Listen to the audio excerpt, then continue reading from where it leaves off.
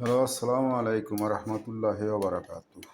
আমি একটা শোরবা বানাবো, স্যুপ, যেটা স্যুপ কয়, শোরবাও কয়। তো আমি প্রথমে একটু ঘি দিলাম, সামান্য একটু অয়েল দিতে আসি। এই যে দেখেন ঘি দিয়ে রাখছি, সামান্য একটু অয়েলও দিলাম। আচ্ছা, আমি দেখেন অয়েলটা একটু গরম করে নিতেছি, আমি পেঁয়াজ দিতেছি। এই যে পেঁয়াজ সব রেডি করে রাখছি, আমি শুধু বানাবো।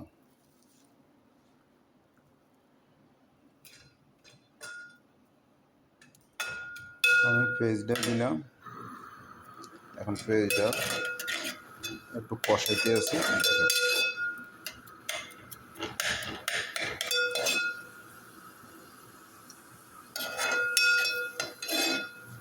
এই স্যুপটা আপনার মাংস দিয়ে হবে, শোরবা ইচা মাছ দিয়ে হবে, চিকেন দিয়ে হবে, মানে যেই কোনো জিনিস হোক ওইটার নামে ওই শোরবাটা ওই স্যুপটা হবে। তা আপনারা যেটাই বানাইবেন আসলে সিস্টেমটা একই রকম হবে, আইটেমটা ভিন্ন ভিন্নভাবে হবে, আর ভিন্ন রকম হবে। তো আমার বেশি মতন সময় লাগবে না, আমার হয়ে যাবে। এই দেখেন আমি এখানে ধনিয়া পাতা রেডি করলাম, এখানে পেঁয়াজ, পেঁয়াজ পুরোটা লাগে নাই দিনই, এটা টমেটো, ঠিক আছে। আর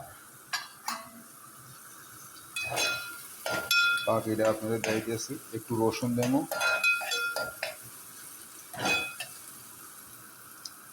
একটু রসুন দেবো। আর এখানে আমি শোরবার যে ইয়াটা এটা মিক্স করে নিলাম।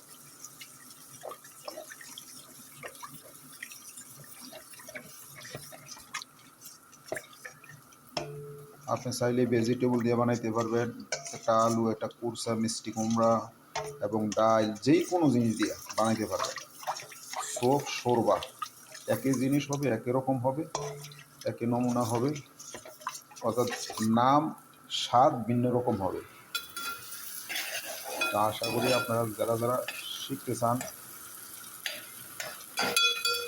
তারা আমার ভিডিওগুলো ফলো করেন।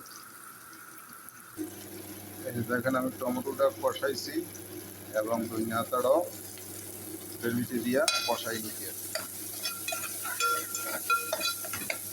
এটা আমার মুখে একটু টেস্ট দেওয়ার লাগিয়া ধনিয়াটা কষাইলাম।